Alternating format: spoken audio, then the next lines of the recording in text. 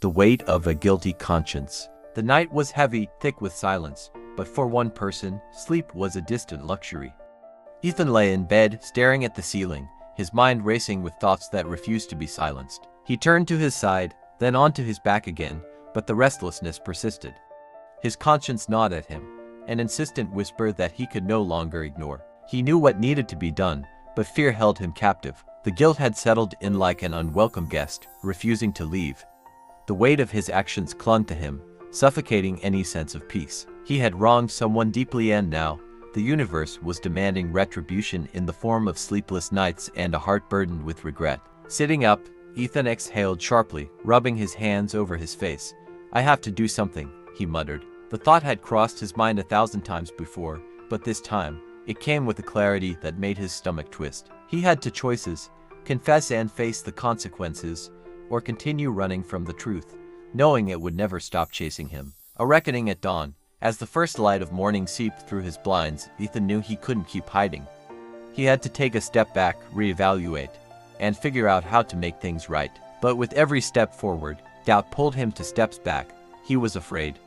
Not just of rejection or anger, but of the vulnerability required to face the truth. Could he trust himself to do the right thing? Could he trust the universe to guide him through this mess? Ethan sighed and reached for his phone. The number was saved, though he hadn't dared to use it in months. His finger hovered over the screen before he clenched his fist and put the phone down. No, not yet. He needed to prepare himself for what he was about to do. "You made this mess, now clean it up," he reminded himself. The price of silence. Days passed, each one heavier than the last.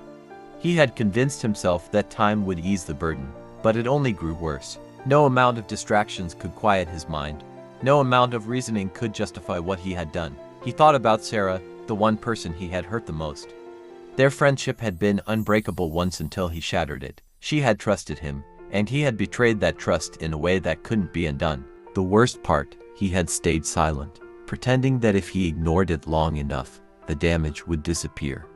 But it hadn't, and now, it was eating him alive. The turning point. It wasn't until he found himself at their old cafe, sitting alone at their usual table, that he realized how much he had lost. The memory of their laughter haunted him.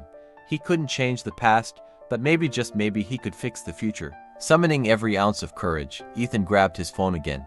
He typed a simple message. "Can we talk, please?" His heart pounded as he hit send. The seconds stretched into minutes, each one heavier than the last.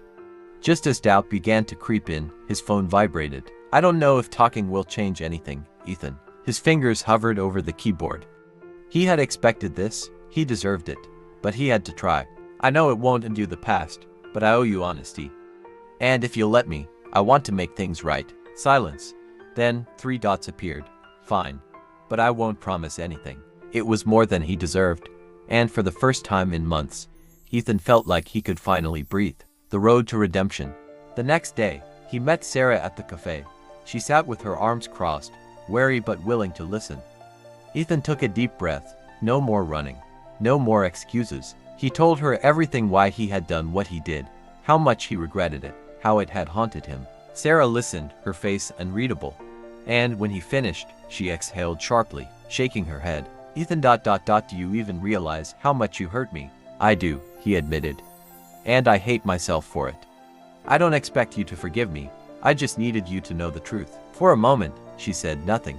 Then, slowly, her expression softened. "I don't know if I can forgive you, but ... maybe I can try." It wasn't an absolution, but it was a start. And sometimes, that was all you needed. As Ethan walked away from that conversation, he felt lighter. The past could never be erased, but the future was his to shape. And for the first time in a long time, he was ready to face it. Because true redemption begins when you stop running from the truth, from yourself, and from the ones you've hurt.